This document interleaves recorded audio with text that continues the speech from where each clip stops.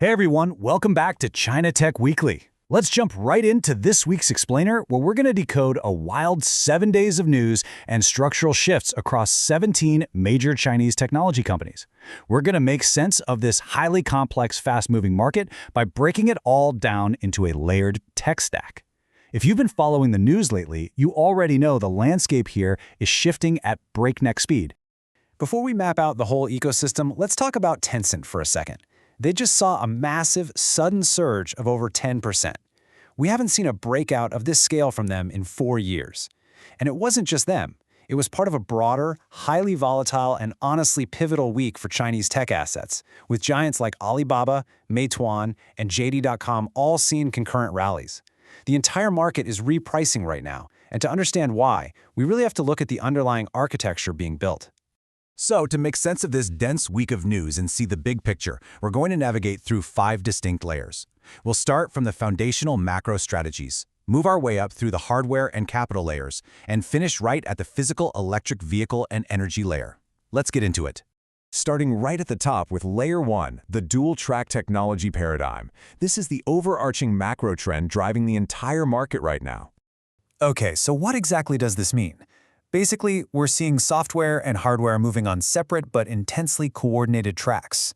On the software side, your consumer internet giants are pivoting hard. They're moving away from just building bigger raw models, and instead they're deploying highly integrated AI agents to make actual money right now.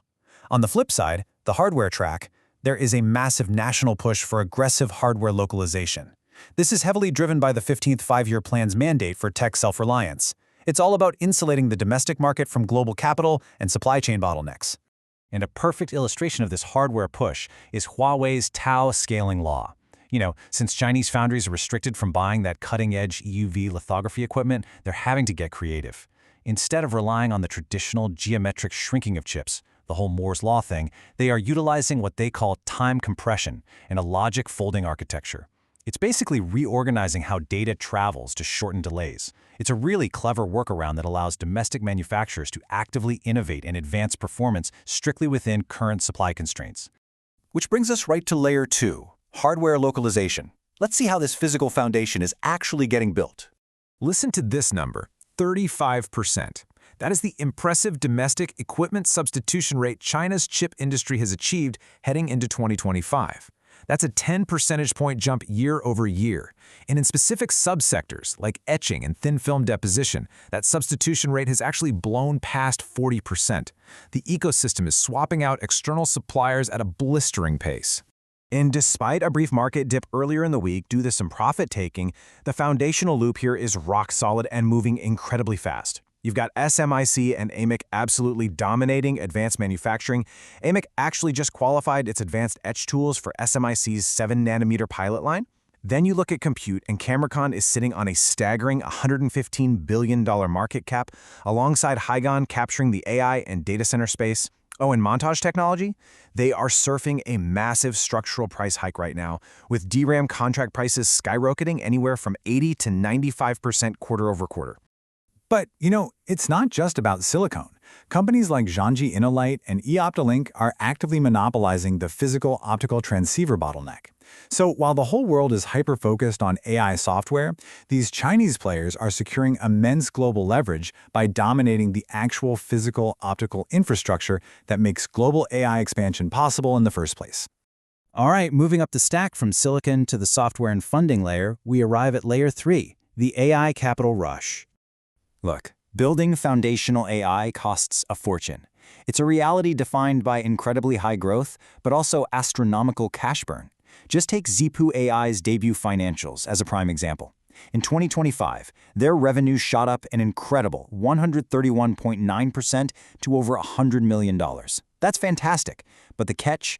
Their net losses widened to a steep $683.8 million just to get there.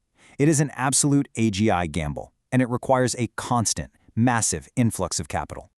So how do you sustain that kind of cash burn without relying on Western liquidity? Well, you pivot.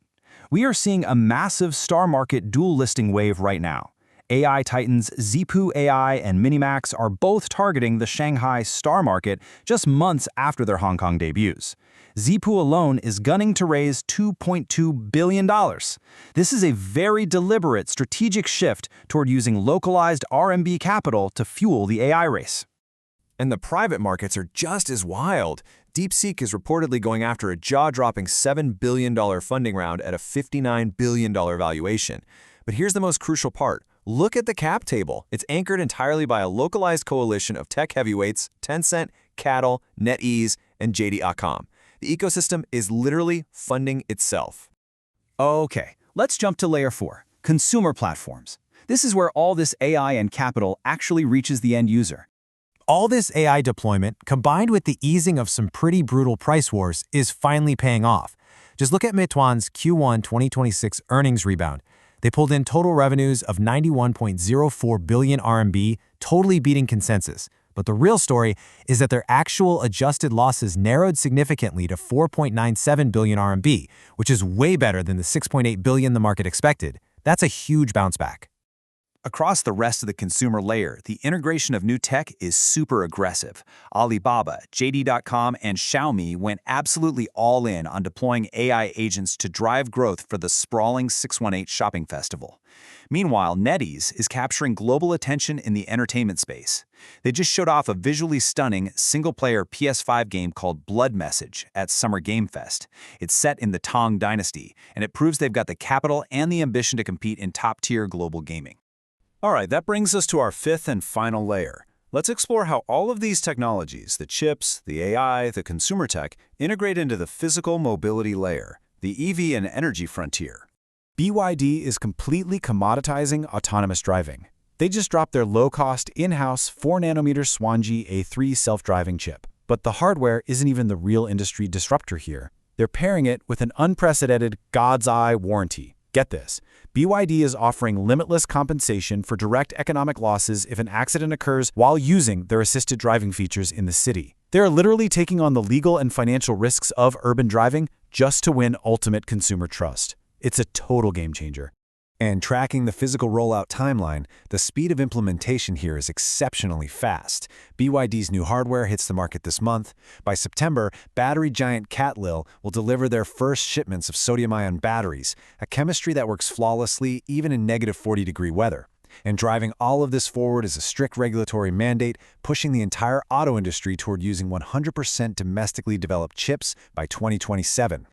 So, as we wrap up this explainer, I want to leave you with one big question. With these 17 companies completely rewriting the rules of capital, inventing new computing laws, and building highly localized supply chains, how is this insular, highly coordinated paradigm going to reshape your global investment strategy in the second half of the year? The tech stack is fundamentally changing, and the ripple effects are going to be felt worldwide. Thanks so much for joining me on this deep dive, and I'll see you in the next explainer.